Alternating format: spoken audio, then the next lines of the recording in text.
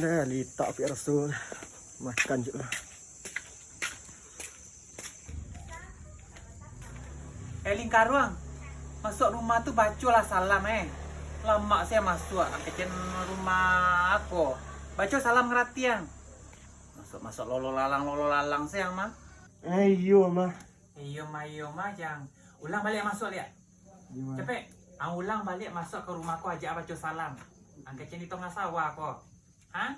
Baca salam. Assalamualaikum mah. Salam.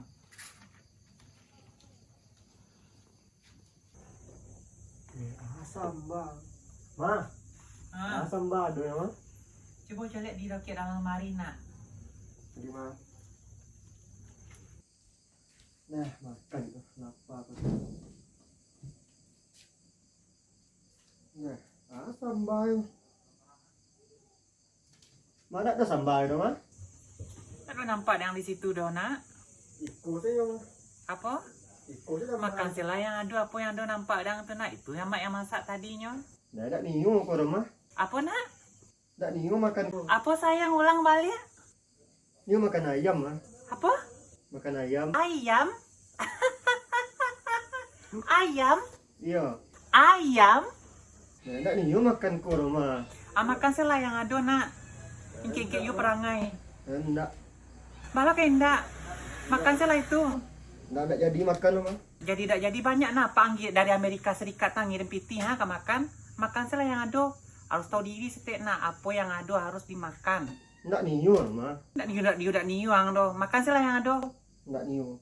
Tak niu pandai yang cari piti surang yang surang. Kau juang surang cari piti surang paham ang tu. Niu lang ndak tahu diuntung pula anak kau do. Makan sila yang ada. Enggak niu. Lah nak makan tu. Ndak niu ndak banti.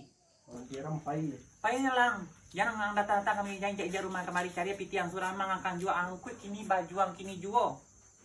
Nak aku tak tahu diri yang do. Semua nang jual ulah apa ang tu. Pai lang. Enggak lagi makan sampai tu gitu. Cak paina di rumah. Iya. Sampiang namanya cek kini hebat. Salut ama semua. Mulai yang dari kini jangan ang pernah injak rumah kaki denko. Jangan injak ang dari rumah denko ang pai cari piti keluar surang angkut barang kini jual. Aduh ama sudah angkut barang kini jual. Pai amang. Pai yang kini jual. Paham? Jadi mah. Jadi-jadinya nak celak kuang. Nah, lah kau ni siap lah balik. Ya kalau kau dah rundu lah balik. Mang? Kau kalau kau dah rundu lah balik. Akan usia lah. Iya. Oh, kasihan.